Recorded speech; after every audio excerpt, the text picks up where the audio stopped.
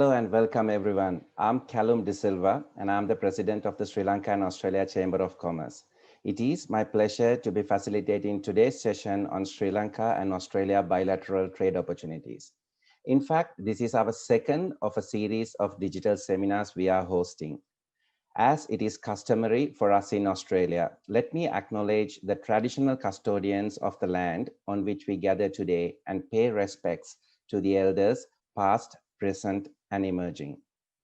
In today's session, we will be focusing on the strength of the Australian education sector and how Sri Lanka can benefit through this partnership they have with Australia.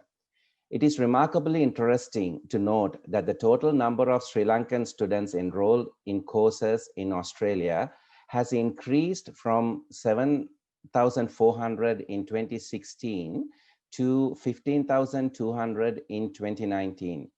Now that is, the number has doubled in just 3 years. Now you will agree with me that this is a very healthy growth rate by any measure. We have a great lineup of panelists today, and they will be providing their own personal insights into the opportunities for more collaboration between Australia and Sri Lanka with a focus on education. Today, you will be hearing from Mr. Kapila Fonseca, the Consul General of Sri Lanka to Victoria, South Australia, and Tasmania, followed by Mr. Andrew Poltridge, the Associate Dean International of the QUT Business School here in Brisbane. You will also hear from Ms. Alison Hiscox, the principal of the University of Technology campus, University of Technology Sydney campus in Sri Lanka, and Mr. Stephen Brady Miles, the Central Director of William Mangles Institute in Sri Lanka. Alison and Stephen are based in Sri Lanka, and Andrew has been to Sri Lanka many times. So they all have an exceptionally good understanding, not just of the quality of Australian education, but also of what's happening in Sri Lanka. Before I get into the interesting content, I want to ensure that you are all set up properly. So here are a few housekeeping items. Please use the Q&A icon to post any questions that you may have. We will try to group these questions into common themes so that we can cover as many as possible during our panel Q&A session. You have all been automatically placed on mute. However, if you are experiencing any technical difficulties or need some help, please click on the chat icon and post your concerns, and one of our capable technicians will reach out to you. Now, something that we cannot help you with is your internet connection. So if it is struggling and we happen to lose you, don't worry. The session is being recorded and we will upload the video and send you a link so you can enjoy this event at your convenience. I would also like to welcome those who are joining us on social media. Please share this digital seminar with your network. Now, at this time, I must acknowledge our ecosystem partner, Hatch. Hatch is the center of gravity for innovation and all things startup, a creative space for growth and collaboration in Colombo, with goals and steps in place to ensure an economy fueled by entrepreneurs that reshape the way we work and live. If you are just joining us, welcome. We are about to get the show on the road. We have got over 70 who have registered for this event and many others following this event on social media. Obviously, we have a lot of interest getting more trade relationships between Sri Lanka and Australia. SLACC, as we call ourselves, was formed back in 2015 just for this purpose. Since then, we have worked closely with both business communities and other state and private organizations. We have organized trade delegations, member events, and been instrumental in many other initiatives. It gives me great pleasure today to state that all three institutes taking part today, QUT, UTS, and William Mangles are our members. For more information on SLACC or what we do, please visit our website, srilankaaustralia.com, for more details. Now, Sri Lanka is yet, in our opinion, to reach the full trade and investment potential with Australia. Though it has been positive, we still believe there is a long way to go. There was a massive improvement in bilateral trade as a total value, this number has grown from about 850 million back in 2014 to about 1.54 billion Australian dollars by 2019. So with that, let me welcome our guest speaker, Mr. Kapila Fonseca, the Consul General for Sri Lanka in Victoria. Kapila is a Grade 1 officer of the Sri Lanka Foreign Service and assumed duty as the third Consul General of Sri Lanka in Melbourne with jurisdiction over the states of Victoria, South Australia, and Tasmania. He's had postings previously in New Delhi, London, and Berlin. While serving in the Ministry of Foreign Affairs, Colombo, Kapila served in the Economic Affairs, Protocol, Public Communications, South Asia, and SLACC, United Nations, and Consular Divisions. Kapila has represented Sri Lanka at many multilateral forums, including the Bay of Bengal Initiative for Multisectoral Technical and Economic Cooperation, Indian Ocean Rim Association, Colombo Plan, as well as the Commonwealth. Kapila, this is the first time you are joining us at one of our events. Welcome, and over to you to share your thoughts with us. Thank you very much, Callum, for that kind introduction. Hope I'm audible. Yes, we can hear you. Thank you. Good morning, good afternoon, and Ayubowan to all of you. I'm delighted to be invited as the guest speaker of this very important event. Let me extend my sincere appreciation to Callum and his team from the Sri Lanka and Australia Chamber of Commerce for all the hard work to organize this event. And I'm pleased to be with a panel that has vast experiences in their fields and also close association with Sri Lanka. Sri Lanka and Australia are long-standing friends. We always stand by each other when in need. This was amply demonstrated earlier in the year when the President of Sri Lanka gifted a consignment of Ceylon tea to the victims of bushfires in Australia. Our long-standing and cordial relationship is manifested in our political relations, economic relations, cultural relations, people-to-people relations, etc. Exchange of knowledge is one of the mainstays of this multifaceted relationship. I'm sure you are aware that there are thousands of Sri Lankan students study at Australian tertiary education and vocational training institutes. As Callum pointed out, it's more than 15,000 today. And out of that, over 10,000, around 10,000 are in Victoria. Sri Lanka is one of the leading markets for Australian education sector. However, Sri Lanka-Australia relationship on exchange of knowledge and also technology, which is an integral part of it, goes way beyond the students. We have a broad-based relationship. There are MOUs and academic exchanges between universities of our two countries. There are joint PhD programs. There are technology transfers between institutions as well as for development projects. And there are skilled persons migration that transfers expertise between our two countries. Of course, one can argue that the latter, the skilled migration, is beneficial only for one country, but I would argue otherwise. It is a postmodern and information age today, and the knowledge and skill can travel through anywhere if you wish. One good example is the Sri Lankan IT sector, which has its knowledge base in Sri Lanka that sells to the Australian market. As you would be aware, Sri Lanka has one of the fastest growing IT BPM sectors with around 18% annual growth. There is a growing presence of the Sri Lankan IT firms in Australia. Australia is a popular destination for Sri Lankan students for tertiary education, and some Australian universities are very much household names in Sri Lanka. The large and growing number of Sri Lankan students in Australia is a clear indication that Australian education institutes provide them better pathways for future.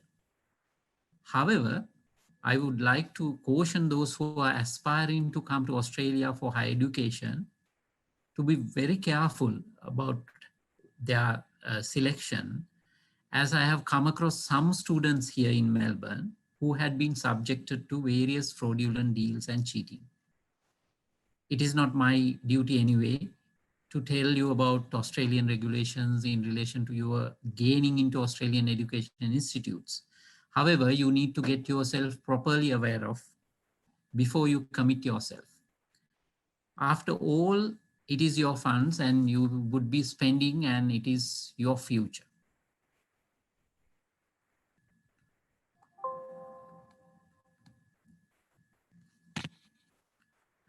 While Australia is a leading destination for education, Sri Lanka too is slowly but gradually becoming a center in the South Asian region for many areas, including for education. The government of Sri Lanka and our universities are offering many opportunities for foreign students. Also, there are scholarship programs for foreign students. The Sri Lankan tertiary education landscape is also gradually changing today. Branches and affiliated institutions of foreign universities, including of Australian ones, are being opened in Colombo. In fact, the panelists of this program today would provide some examples for this. Sri Lanka would be an excellent location for Australian universities and institutions to open their branches or affiliate with Sri Lankan universities and tertiary education institutions. Sri Lanka offers every facility that a tertiary education institute would require, be it infrastructure such as buildings or fast internet facilities, or highly educated and skilled human resources to provide necessary support services, etc. Moreover, locating in Sri Lanka will not only open you into the Sri Lankan education market, but also to the huge market in India and the entire South Asian region right next door. If any Australian institute wishes to open in Sri Lanka, it will be my pleasure to support with necessary coordination. You can get my coordinates from Callum and get in touch with me. I'm sure today's session will be of immense use for all the participants. Once again, let me thank Callum and the team for putting this together. I wish all of you a safe, COVID-free future to travel freely towards your aspired destinations. Thank you very much. Thank you, Kapila. Come to think of it, I've been meaning to come and see you in Melbourne. You know, you've been in Melbourne for over a year, but due to travel restrictions, that's not been possible. But now that the borders have been reopened, hoping to see you very, very soon. Thank you so much for sharing your thoughts with us and joining us today. Our next, then we are now coming to our first panelist, that is Andrew Poltridge. Andrew joined the QUT Business School back in 1996, and it has been an academic for more than 30 years teaching in Australia and overseas. Between 2000 and 2009, he was the Director of Studies responsible for the Bachelor and Masters of Business programs, before moving to his current role as the Associate Dean International. Andrew has won several institutional and national awards, including an Australian Learning and Teaching Council citation in student support. He was previously the chair of the Australian Business Deans Council International Network and plays a leading role in the International Business School Network. His main interests are in learning and teaching excellence, internationalization in business schools, and student support. And of course, he and I, when we get together, we talk about cricket a lot as well, as our children play cricket. So Andrew, you are an experienced educator. Can you please share your insights with regards to Australian higher education? Yeah, thanks, Callum. Thanks for the introduction. Look, I'd be happy to share my insights, and I thought what I might do is to share a few statistics with you, just to give you an idea of what it means in Australia, higher education, and I'm particularly talking about the university sector. I know that Stephen later will talk about some of the other vocational areas. But I might just share my screen if you can give me a second, and I'll take you through just a few things about the Australian higher education system that will give you an idea of why it's a quality destination. And I know that what Kapila was talking about in terms of being able to be careful about choosing where you would like to study or who you'd like to work with, I think is important. And this might give people a little bit of a good feeling about it, I'm hoping.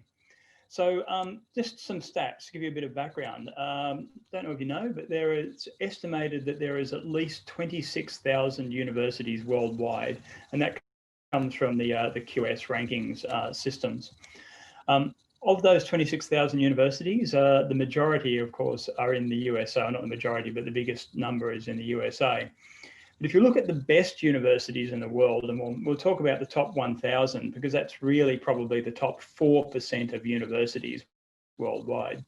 There's only 151, or about 3.8% of US universities make that top 1,000. If you look at other countries which students often go to, places like Canada, they have 26, or about 27% of their universities are in the top 1,000.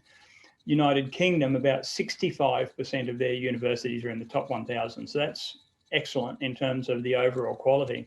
But if you have a look at Australia, we have 42 universities and 36 of those are ranked in the top 1,000. So 85% of our universities are in that top 4%. And if you restrict it to just the top 1% of universities, which is the top 250, well, the USA is only at 1.3%, but Australia is way above the rest, with 36% of our universities being in that top 1% globally. And I come from a business school, so if you have a look at that in terms of actual business school rankings and accreditations as well, in Australia, 48% of our business schools are accredited, which is much higher than the proportions anywhere else.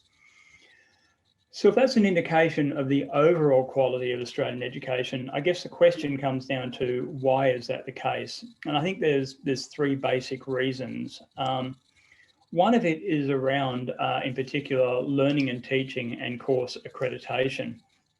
Australia has a really strong system of accrediting courses and accrediting universities to ensure that students get the best education. Every university must be accredited and actually provide their courses according to what we call the Australian Qualifications Framework. And this is constantly measured, and the accreditation takes place through an agency, TEXA, which does the examination of universities, does a rolling review of universities and all of the courses that they teach to ensure that they meet all of the standards necessary. All of their courses have to be re-accredited every 5 to 7 years, but it's a rolling accreditation. If you think about the 42 universities and all of the different faculties and all the different courses, that's a lot of courses being re-accredited every year. And when they look at re-accreditation, they basically have a look at everything. So it's particularly around students, making the admission standards are appropriate, that students, when they get here, progress through the courses, that we retain them, they don't drop out, that the students are actually completing their courses, that students are getting good graduate outcomes. It has a look at the services. It has a look at the amount of work integrated learning, internships, links to industry. Essentially looks at everything associated with delivering of the courses to ensure that it's at a very high standard. And in particular, I think the thing that really makes a difference is we have a system whereby courses must embed and measure and report on things like course learning outcomes. So every course that a student does, we have to identify up front what it is we expect that students are going to get out of that course.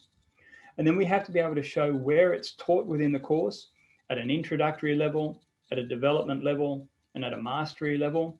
And then we have to be able to show measures of what proportions of students are actually meeting those outcomes. And it has to be reported to the government. Usually we're talking about skills there, but we also have a process where there are threshold learning standards. So a student studying for accounting, etc. What are the basic things that everybody in accounting must know? And these are standards which are set by the professional bodies and which must be embedded in every course. Could be basic standards for optometry, basic standards for civil engineering, whatever else it is, but it has to be embedded and it has to be measured. And so that means that we have a really strong system that supports the teaching and learning process. But of course, universities are also about research. And we have another process here, which is called the ERA, Excellence in Research in Australia. And that's about evaluating and promoting research excellence across all the higher education institutions to ensure that the research that we're conducting is world standard. It identifies areas of strength, it identifies areas that are emerging disciplines of research, and there is support for that from government, etc. Research is measured across everything, and it's measured at very narrow levels. So we can actually have a look at all areas of research. So we have a thing here where the fields of education are broken up into broad areas of research, but also narrow areas. So mathematics generally is broad, but pure mathematics, statistics is narrow. And we measure at all of those levels. And the measurements against all of these and for all universities get measured in their research areas as being one of 5 levels, where 5 is the highest, and that's considered to be well above world standard. Middling value is at world standard. And government provides funding to encourage improvement in all of these areas of research. And to give you some stats on that, in the last round of ERA, in 2018, 76,000 researchers in Australia submitted their research for evaluation. That was across more than 500,000 research items. And out of those 500,000 research items, 66% were rated above world standard, which means the level of research that's taking place here in Australia is at an incredibly high level. And then I think the third thing to consider is what we actually do for our students. And student outcomes are tracked by the government at all levels. Every year we conduct student experience surveys. That's for the students that are in their courses about how they are experiencing the educational process they're going through at that time. And it has a look at things like the learning resources, the support services, skills development, teaching quality, etc. But then there's also, once students have graduated, having a look at their graduate experiences. So looking back over the course as a whole, were they able to develop those generic skills? Were they satisfied with the course as a whole? And was it a good teaching process across the whole course? And then, of course, whether or not the students get the outcomes. So the graduate employment outcomes. Are the graduates employed full-time? Are they going on to do further full-time study? What are the median salaries of students or graduates? And all of these, there's also an employer survey there, which actually then the employers will comment about the graduates from different institutions. And all of this is reported and is openly available for anybody that wants to look through the government's quality indicators in learning and teaching website, QUILT. And I've given the link there. And anybody who's thinking of study, I would highly recommend that you have a look at that website, because it will allow you to compare the educational experiences and the outcomes of students across universities for any discipline area. So if you're interested in civil engineering, have a look at civil engineering. If you're interested in business, have a look at business. So you can do that for any area. And the great thing about this is that there is now funding for institutions which is going to be attached to the performance. So if they're not performing in terms of getting their students through courses, they're not performing in terms of teaching or generic skill development, then that will actually affect the institutions in terms of their funding. So it's really incumbent on universities to make sure that they do this properly. So if you take those 3 things together, I guess in summary, the point I wanted to make was that if anyone's interested in coming and studying, or if there are companies that are interested in education for companies, corporate education, or if there are those that are interested in doing collaborative research, Australia is a very good place to consider for that sort of thing. The overall system has strong quality systems and it's systemic. It's built into the system across all of the aspects of university operations. It's definitely tied to funding, which means universities have to be able to perform to be able to continue to get that funding. And the thing that it does is, because funding is attached to performance, it really pushes institutions towards areas of strength and specialization. And that's a really important point I'll come back to in a little bit of a second about that strength and specialization. But I do want to have a final cautionary note, and one of them is, when you're thinking about going and studying somewhere, and Kapila really said it before, that you need to get all the information you can to make sure that you're going to the right place, that you're going to get the right education that's going to suit you and going to get the services. A lot of people rely simply upon rankings to be able to do this, but rankings are a fairly blunt instrument.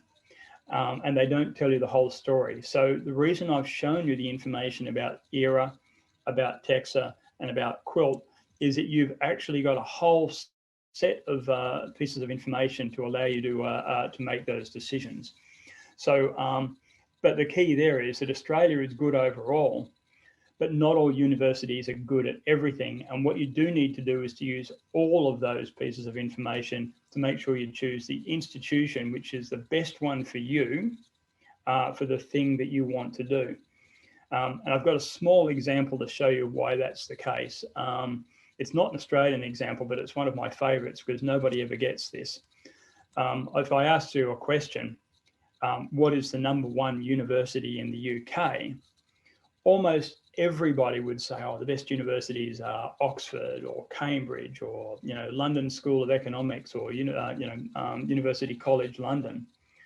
But if I asked you what is the #1 university in the UK for optometry, not many people would probably know. Well, if you go to the rankings, the #1 is actually Glasgow Caledonian University, which I'm betting most of you have not heard of. And that's a really key point to make. If you're going to go back, if you're going to have a look at those different measures, make sure you use all of them to find the best place for yourself to go. And I think so, based on that, I think Callum, that probably gives you an idea of why I think Australia is a quality destination for education, higher education. Thank you, Andrew. Thanks for that. With that, I will now call upon Alison. Alison is the principal of the University of Technology, Sydney, in campus in Sri Lanka. She has previously held the principal post and academic director roles in Kenya, Zambia, and Australia, and has specialized in transnational education for the last 20 years, with a specific focus on Sri Lanka over the last 10. She first visited Sri Lanka in 2004 and has forged strong ties in the country ever since. Alison is passionate about bringing quality Australian education to the doorstep for Sri Lankan students, as well as helping build growth and capacity in the country. Alison, if I may ask, what made UTS decide to set up a campus in Sri Lanka? And can you share your experience in going through the process and finally setting up the campus in Sri Lanka? Thanks so much, Callum, and thank you for the opportunity to be one of your panelists today. So yes, well, you have a picture of our campus here, which is in central Colombo, and I would like to just share with you exactly what you said. So why did we choose to set up a branch campus, and why specifically in Sri Lanka? And then just to go through some of the lessons that we've learned, where we started a year ago. So looking at, first of all, setting up the branch campus, we've heard a lot of information so far about strong ties and education between Australia and Sri Lanka. So, that was a very strong point for us. Also to help address the shortfall in local higher education places. Also looking at increasing access to Australian education, but looking at doing that at a slightly cheaper price, and building the capability of staff and students. So just going to the first point then, the strengthening the education ties. And I think we've already heard about the numbers of, increasing numbers of Sri Lankan students studying in Australia. And, you know, those numbers are going up very quickly. So for all the comments that from my panelists we've just heard, we know why Australian education is valued.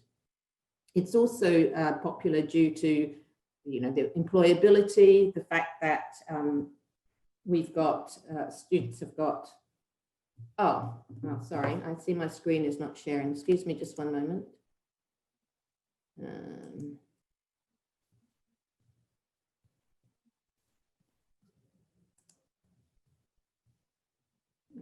Sorry.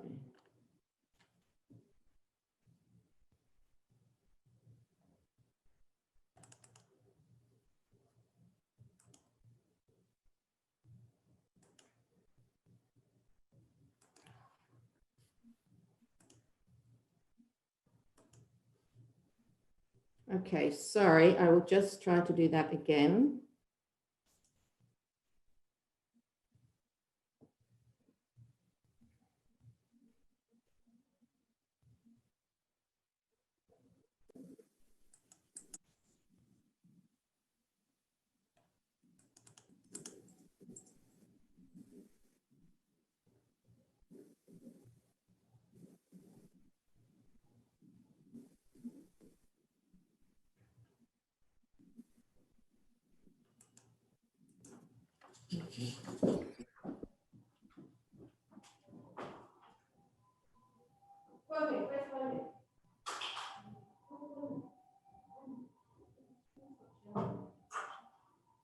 I don't know why. I want to do it on mute either. It's not sharing with the team.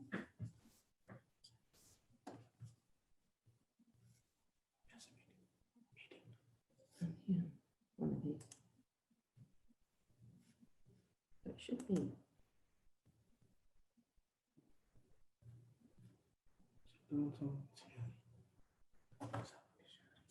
Oh.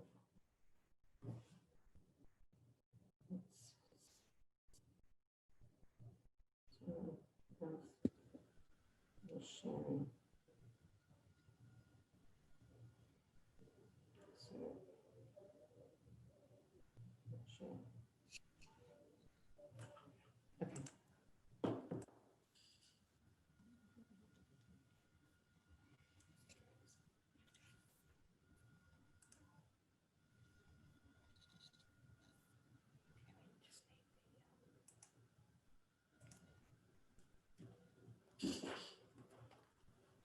Okay, sorry about that. Hopefully everybody can see and hear now. If you, Callum, can you give me a thumbs up if you? Yeah, we can see it. Okay, all right, thanks. All right, so just moving down then. All right, so really I just started on a point. Let me perhaps just take you right to the beginning. That just shows our campus. I provided the overview and we're just going into the points now. So the popularity of Australia for all the reasons that were mentioned before, but also the fact that, you know, there are, as well as the good education side of things, that students look at the ability to be able to work, job security, possibility of PR. So very important points to consider for students. And also in Sri Lanka, we have a large and growing college-aged population, and, you know, income growth is being driven. It drives demand for higher education for students. So that has also had some effect on it. All right, so let's look at the shortfall in places for local, local higher education places. And in fact, the government recently made a comment around the fact that they're going to start some new universities. They recognise that the importance of higher education and not everybody can get access to it.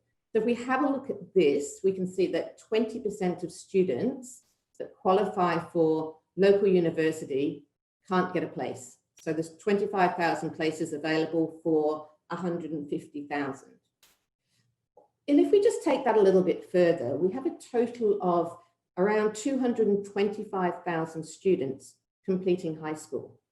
Now, some of those students would actually be able to achieve uni success, you know, via an international study option. And whether that's a study abroad, they come to Australia, or whether it's an international degree offered locally and there are providers that offer that opportunity in Colombo, or whether it's a pathway in Sri Lanka and then a transfer to Australia, which also is offered by a number of institutions. So what I wanted to show you was not specifically anything on UTS, but just the idea of how much it can save somebody if they do take a pathway to start off with. So rather than going through all the figures, if you can just have a look at the bottom left hand of the screen, and you can see that, let's say someone does a business degree in Sydney, and if we add the costs of the degree plus the living expenses, we're looking at a cost of around 24 million rupees for 3 years. Now, if you move over to the right-hand side and we have a look at what savings could be made just by doing 1 year in Sri Lanka, we're coming out with a total cost there of around 15 million rupees. So we've got a saving there of nearly 9 million rupees just for doing the first year. And obviously from the perspective of doing the first year, there's lots of other benefits as well. So it's certainly something for parents and students both to consider. Also with UTS, they really wanted to look at building the capability of staff and students. They wanted to be a part of that. They haven't been in this part of the world. So one, to be a part of the growth in the region, and Sri Lanka is fantastically poised for that growth and will need more trained and skilled graduates, but also be able to offer the opportunity to Sri Lankan students of a very strong university in Sydney. And as we've heard that many of the institutions that students go to, a lot are in Melbourne, so just to offer a Sydney pathway as well. So they made a very significant investment of nearly about 387 million rupees investment in Sri Lanka. And they decided to come into Sri Lanka on their own. So we have a 6-story campus. It's innovative, it's practical. They wanted to offer that kind of education. And we have at the moment foundation, diploma, and some other courses. So not unlike a number of other institutions as well. But I think the point here is that that spend and that commitment really does demonstrate UTS's confidence in Sri Lanka and the belief that there are very, very exciting prospects for this country moving forward. So the question would be then, why Sri Lanka? Why specifically? And we have heard from some of the other panelists about all the good things, and we're going to hear more. But one of these would be the ease of doing business and strong connections, whether that's country connections and people connections. So if we have a look at the ease of doing business, we've had a steady growth of two-way trade since signing the Trade and Investment Framework Agreement back in 2017. So easier for businesses in the two countries to work with each other. Certainly the growth in the two-way trades and services trade between Australia and Sri Lanka, and really driven by both tourism and education. Also, Sri Lanka participates in the new Colombo plan. So that has awarded 681 scholarships and mobility grants for Australian undergraduates to undertake work and study experiences in Sri Lanka. And those sorts of things are great because that means that more people get to know about the country. It helps drive economic growth. Those people will be tourists in the country as well. So it's been very easy to do business with Sri Lanka. Strong country connections through many things. I know cricket was mentioned, but education, trade, culture, links to the Commonwealth, and also a common interest in security and sustainability in the Indian Ocean region. I mean, in the recent Australian budget, it confirmed funding for cybersecurity, manufacturing, dispatchable generation capacity, so on-demand power, so electricity, fuel, gas, investment in vaccine access and other medical things. So all of this will flow over into Australian higher education, and all of those things are going to be relevant, are already relevant to a fast-growing Sri Lanka. So once again, what the students learn is going to be really useful to them. So the extensive people-to-people connections across many areas. We have around 170,000 Sri Lankans who are currently living in Australia and contributing to growing multiculturalism in our society and the economy, and as a tourist destination as well.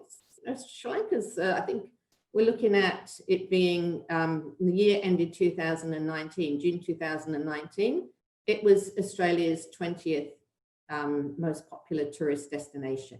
And I can only see that growing. All right, so these are interesting things. So hopefully, just to reflect on these. So some of the lessons that we've learned in setting up UTS Sri Lanka.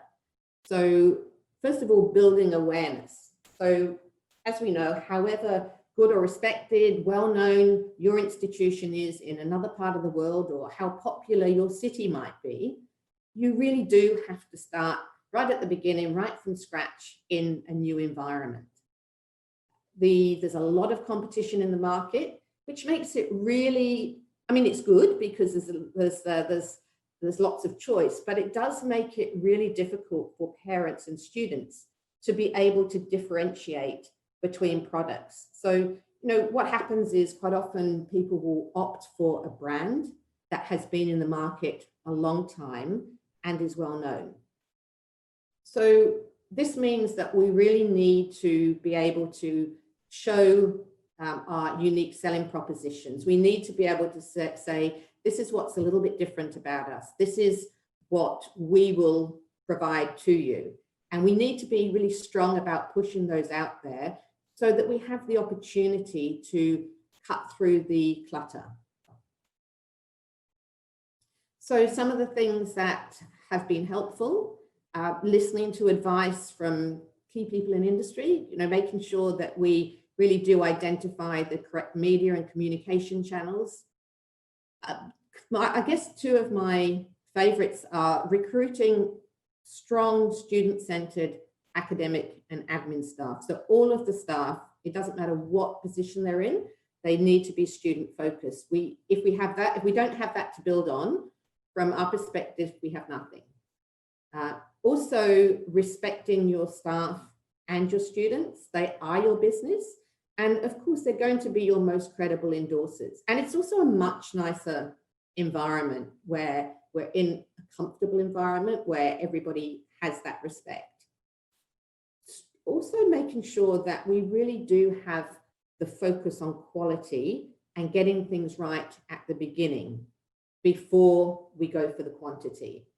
So that's been, you know, a really important point to us. Make sure that we've got everything that we need. We've got it all sorted out, and then look at the quantity a little bit later. And I guess look at the roadblocks positively. I guess COVID has forced everybody to do things in a different way. And I think the education sector has done really well. I mean, if you had said to the education sector, right, everybody's going to go online, there would have been 18 months planning. And then most people in reality were able to go online of sorts in about, you know, a week or 2 weeks. And then they've had the opportunity to finesse it. So from that perspective, that's added something that we can use to, you know, in the future, I guess on a more blended type of learning, if that was what somebody wants to do. So I think there's a really big learning block there for all of us. So 1 year in, how are we feeling? Oh, well, we feel pretty good. We're excited. It's fantastic. It's nice to start seeing some runs on the board. We've got a great team here on the ground, and we've got really good, strong support from Sydney. The 5.5 hour time difference is interesting, but you know, it's just another thing to manage. We've got engaged staff and students who are really building a strong sense of community. So that's very, very important to us. And we are very much looking forward to 2021. So thank you. Thank you, Alison. Thank you for that. You shared a few very interesting pieces of information there. So thank you so much. So next up, we have Stephen. Now, Stephen is the Center Director of the William Mangles Institute in Colombo for the past 7 years. Prior to relocating to Sri Lanka, Stephen had been employed for 13 years at the William Mangles Institute in Melbourne. And he also is an alumnus of the Institute as well. His extensive experience in the vocational educational training sector in Australia enables him to lead the Institute to provide and drive change in industry training and skill set in Sri Lanka.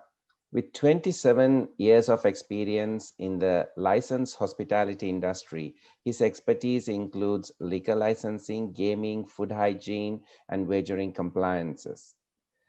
Throughout his career, Stephen has managed design, development, and delivery of numerous compliance programs for many states and territories, and provided consulting to various government bodies and industry associations. Welcome, Stephen. The question I have for you is, why do you think that Sri Lanka is a good market for Australian education? Sure, thank you, Callum. And just before I start, I'm going to share some slides to all of you. So just bear with me for one moment. So basically, what I'd like to say again is thank you to SLACC for inviting me as a panelist today. I'd like to say thank you to our first panelist, Andrew, for going through the 8QTF component, which is very important with vocational education also here in Sri Lanka. I'd also like to thank Alison for some of her experiences of setting up her campus over the last year, and also discussing hospitality and tourism and the growth and why things are exciting. So just to give you a little bit of a background before I answer that question, Callum, I'd like to just highlight that we've been obviously a campus here since 2013 with wisdom from our chairman, believing in the fact that hospitality and tourism was going to certainly thrive, particularly after the end of the war in 2009. So since 2013, we've been offering Australian qualifications in the vocational section, which is sometimes a little bit different to the academic side of universities. But at the same time, we've had over 1,000 graduates since the operation commenced back in 2013. We currently have about 550 students on campus, and our experience is probably a little bit different to Alison's experience, where we involve a lot of practical training, and certainly it's been a big challenge for us to look at how we operate in the business and in the sector, how we change our curriculum to suit the students themselves. There's always that tricky area there of trying to look at blended learning when, you know, William Mangles Institute in Australia has a history of over 80 years, and then all of a sudden we hit something that is online. So it is a real big challenge. So from the William Mangles Institute of SLIT's point of view, we are in partnership with SLIT based here in Malawi. We specialise in hospitality, tourism, foods, and also events. As Alison mentioned as well, when you're looking at your staff, you have to have extremely good staff. You have to have that engagement with your students, making sure that everything is all okay. But, you know, like from our perspective, I've hired over the years a number of local, determined and extremely qualified staff who have had a background of working overseas. We've also had the great support from the William Mangles Institute in Australia, where there have been Australian lecturers that have come over, and they've spent roughly 4 weeks delivering different programs to our students. And I'm also proud now, since 2013, we've had students here that have graduated with us after a program. They've gone on to Melbourne to William Mangles there, and they've completed their degree. They've gone out to industry and got experience, and now they've come back as alumni teachers. So we're creating a family of William Mangles here, like William Mangles has been a family in Australia for 80 years. For people who are thinking about programs, again, Alison really hit a good point. Looking at university, or looking at what type of programs you want to do, and also Andrew mentioning as well, like the rankings. You know, from a vocational perspective, you've got to look at the capability of the student and what the student wants to do and what the student wants to learn, and also what the student loves.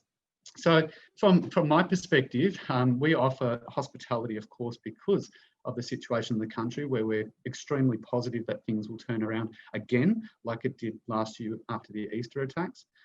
We also have realised that in Sri Lanka there are many, many talented students that are wanting to get into the commercial cookery section or patisserie. We know that the culinary force here is strong with the Chefs Guild of Lanka. Everyone's watched MasterChef. There's passion about food. We all eat food. And so by us offering the situation where we can have students learn commercial cookery and patisserie, that is a new area and an exciting area here in Sri Lanka. We also have event management, and again that's touching into how MICE tourism is going to change the nature of the country right throughout the country, not just in Colombo. So our programs are different. They're different durations. Of course, there's different costings. As Alison stated before, you're looking at domestic fee, which is different to, obviously, if a student left and went straight over to Australia originally.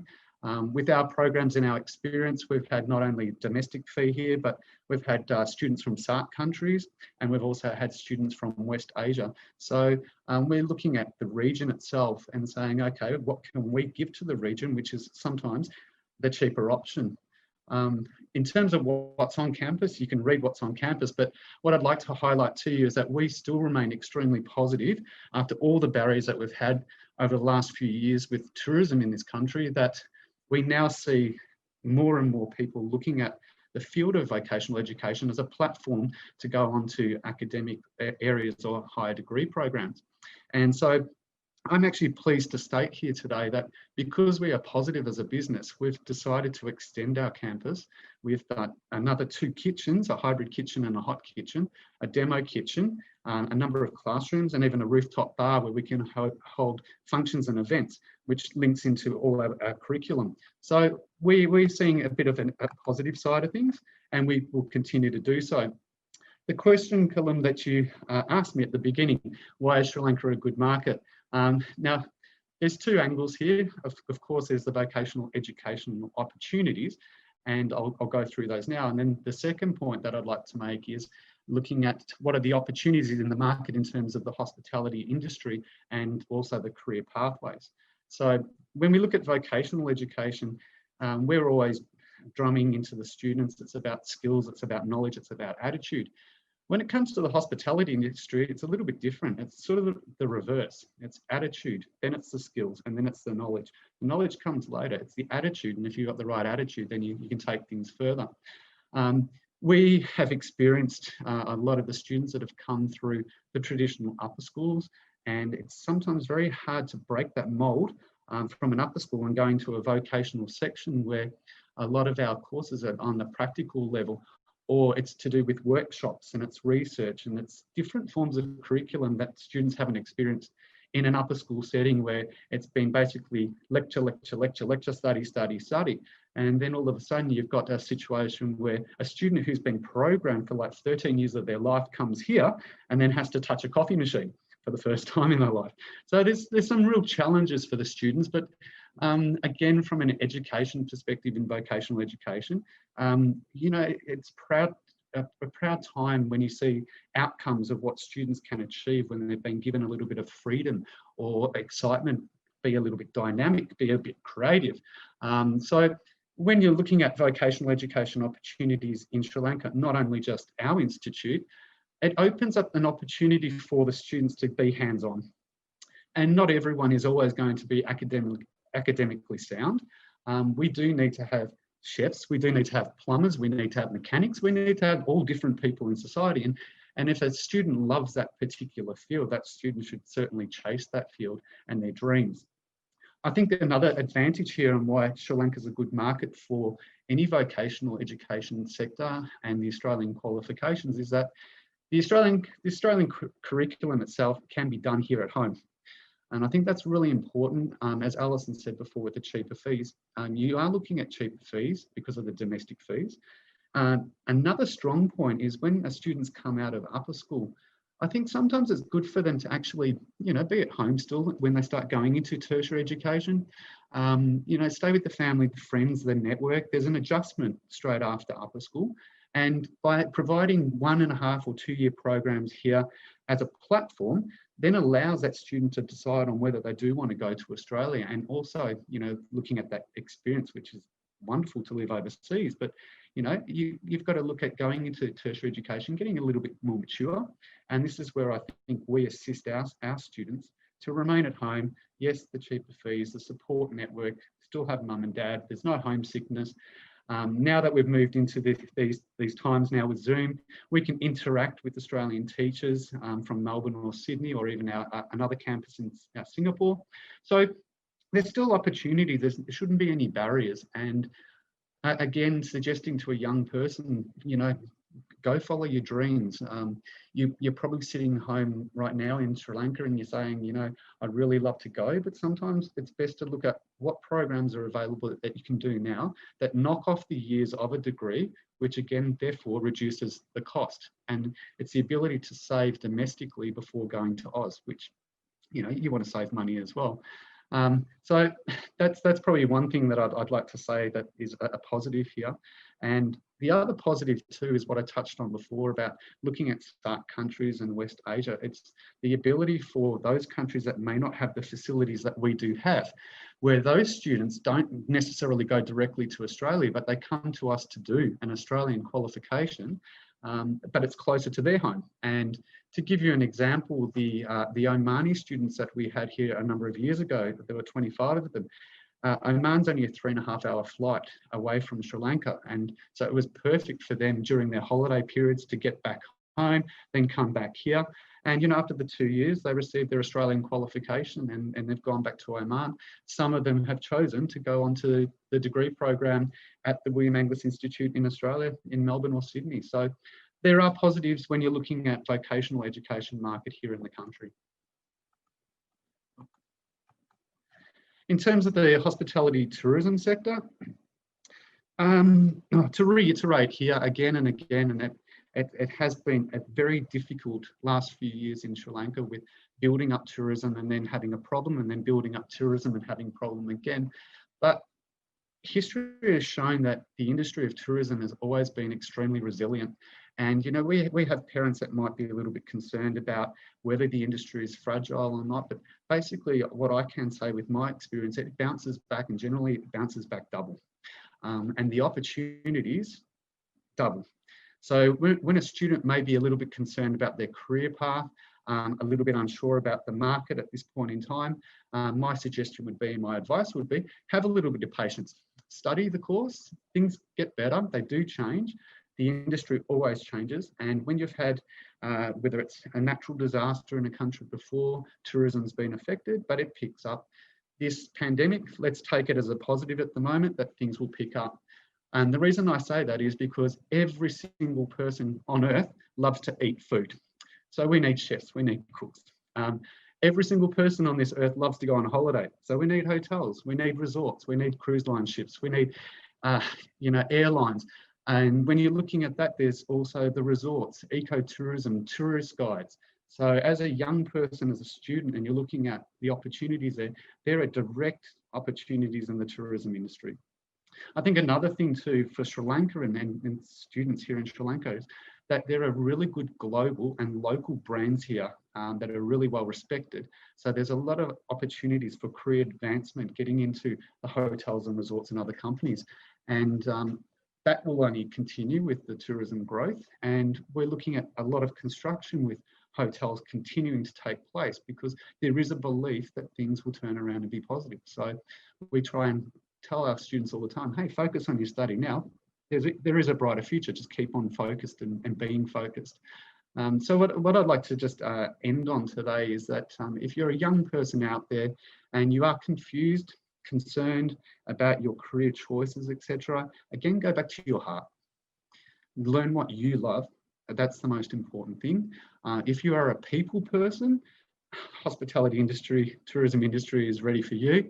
And the most important thing is if you do have an Australian qualification, you're in front of your peers. And that puts you in a great position to actually have a progressive career path. So thank you, Kalon. Thank you for that, Stephen. I think you gave us all a lot of hope, so appreciate that. In the interest of time with regards to the Q&A, I think we've got some specific questions about some of these, what your institutes offer and so on. So what we will do is we will take it offline and we'll provide the contact details of those attendees to the institute's concerned, so you can, directly communicate with those attendees. But I think just one question, if I may, to start with the Q&A panel is, I think it is the elephant in the room. Like, everywhere we go these days, there are questions about the effects of COVID. So looking at that, if I may go around and just ask for your opinion as to what you think has changed, for yourselves, your organizations. And then do you think there will be lasting effects on the Australian education offering that we now have with regards to either coming to Australia or studying in Sri Lanka or somewhere else? Do you think there will be some structural changes? So I will go around the panel and then I'll finish with you, Kapila, and asking specifically about the measures that Sri Lanka has taken and then the situation in Sri Lanka. I'll finish with that. So, Andrew, do you want to start? Yeah, happy to start. The question about whether or not there's going to be lasting changes in Australia, I think there's no doubt, and it's not just Australia; it's everywhere. The COVID situation has simply accelerated a process that was already beginning, moving towards a lot more sort of blended learning, moving a lot more towards learning through partnerships with the universities and others. I suspect that even though we will be going back to on-campus teaching, that on-campus teaching is going to be forever changed in terms of what we call technology-enhanced learning. The era of the traditional lecture is gone. The provision of learning materials is going to be very much more online, and the activities that students will take part in are going to be a lot more interactive activities when it comes to the learning process. I'm sure Stephen's just looking at it and thinking, well, that's what we do all the time anyway at a place like William Angus, but for universities, I think it's a big shift. It's never going to go back. I think for students now looking at overseas study, the question is going to be, what's the balance between the online component, which I might be able to get if I stay at home, and if I've now got used to studying online, is that what I want to do? And now where can I choose to do it? Because it's not just Australia, it'll be where is the best online education? But the advantage of the face-to-face is that we'll be a lot more interactive. And I think the universities that can move to doing that in a much better way will be the ones that will be the places that students are going to want to go. So, yeah. Thanks, Andrew. Alison?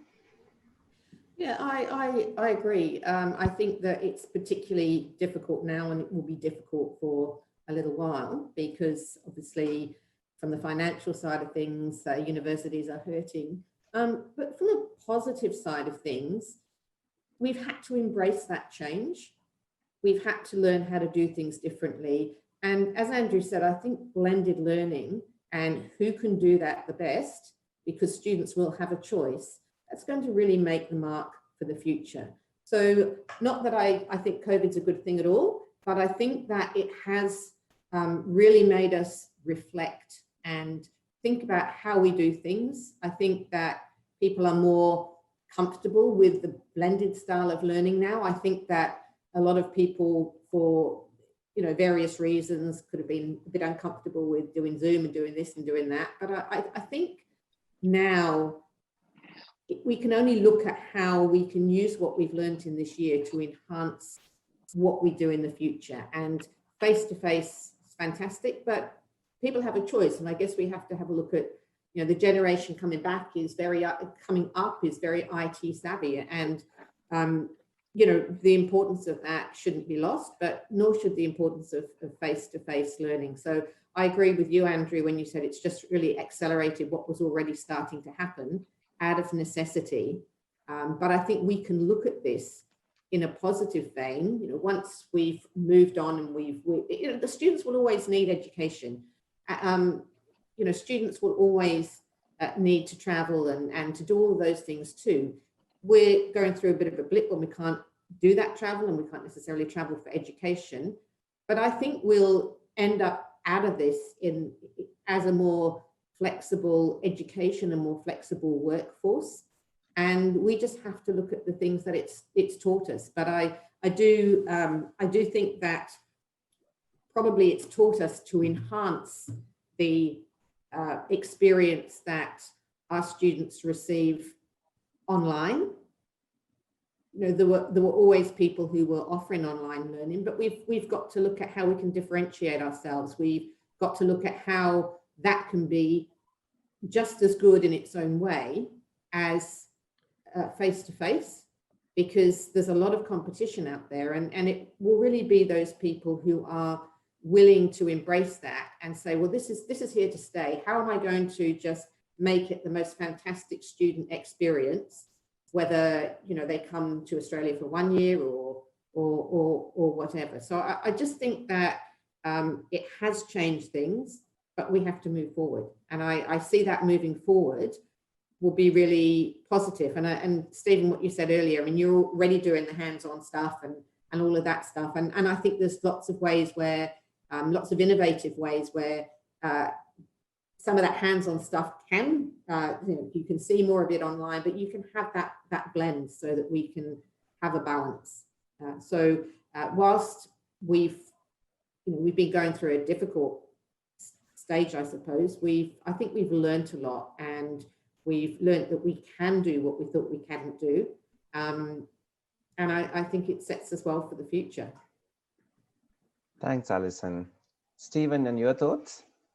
Well, again, I have to thank Andrew and Alison, because they're making my job so easy, being the third panelist here, because everything that they've both said, I totally agree with. And look, it has been a challenging time. We've had to all put up with it, no matter where we are around in the world. I'm still going to remain positive, like Alison as well, and also Andrew, that you've got to keep on moving. It's challenged us. You know, I think older people like myself have been challenged with IT and different ways on using different methods of teaching and delivery. And it also should be embraced as an exciting time, because, you know, whilst some students have had some struggles with the IT and also some of the units that we've tried to do online, we've also had some positive feedback from them on how we can improve that too. So it's a learning curve as educators on the situation that we've all been thrown into. No one's chosen this at all. Again, the practical nature, that's been another difficulty for us, because you can't describe the aroma of a coffee bean or the smell in a kitchen. You can watch it on YouTube, and you can do demonstrations, which we've been able to do to our students while they've been at home, to try and engage with them, so that they've got some demos and they can look at things. But the practicality and the realistic approach in our industry is still face-to-face people, you know, and that's where it's a challenge for us with that hands-on. But I still see this as being a speed hump for 2020. Let's just hope that the next few weeks something happens that's exciting and developing, that 2021 is even better for all of us. So yeah, thank you. Thanks, Stephen. So coming back to you, Kapila, do you have any thoughts with regards to, in addition to what the other panelists have shared, from Sri Lanka's point of view? I think you're on mute.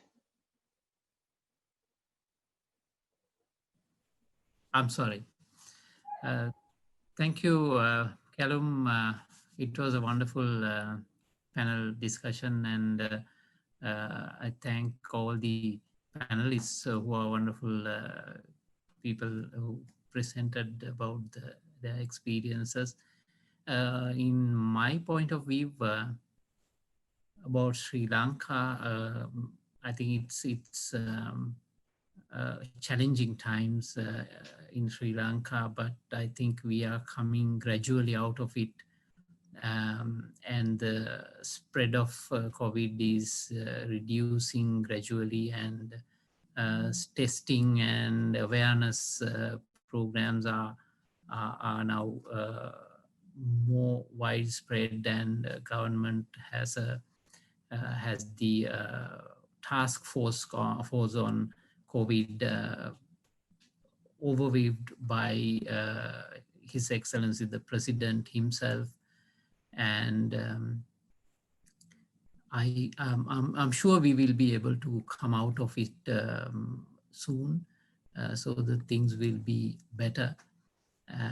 And let's hope that the students who are sort of stranded in either in Sri Lanka or Australia can travel freely, because we have a lot of students here in Melbourne who are waiting to return to Sri Lanka.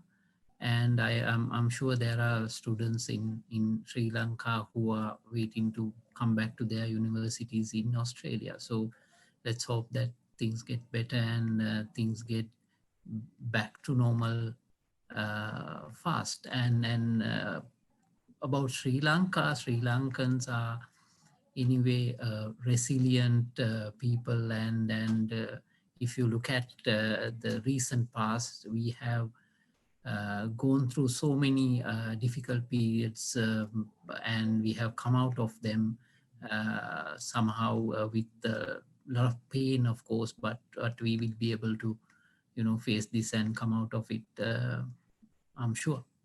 Thank you very much, Callum. Thank you, Kapila, for that. So with that, I would like to bring this digital seminar to a close. I'd like to thank you, Kapila, our guest speaker, and the panelists, Andrew, Alison, and Stephen. Thank you very much for your time and sharing your insights and experience. We really appreciate that. I'm sure the attendees have benefited immensely by listening to you guys. I would like to also thank our ecosystem partner, Hatch, for always being there with us and supporting us whenever we do something like this. And to the attendees, thank you so much for joining us, and we really appreciate that you took the time to be with us and listen to our guest speaker and the panelists. Before you go, I would like to make a note that we'll be hosting our next digital seminar on the 25th of February. We will once we have all the details ready, we will email you the details and with a link to register. So just signing off, please contact us for any help with regards to doing business if you are in Sri Lanka to do business in Australia and vice versa. Please do contact us. As I said, our website is SriLankaAustralia.com. You could get our contact details there. And as our tagline goes, we are better together. So thank you again. Have a good evening and hope to see you guys soon.